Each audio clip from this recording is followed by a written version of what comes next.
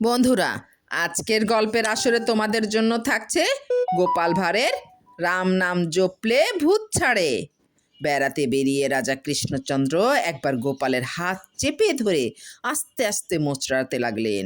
গোপাল হাতে ব্যথা পেয়ে বলতে লাগলেন, মহারাজ, আমার হাত নির্দোষ, ওকে রেহাই দিন। রাজা বললেন, জোর করে ছাড়িয়ে নাও। গোপাল বলল, সেটা বেয়াদবি হবে।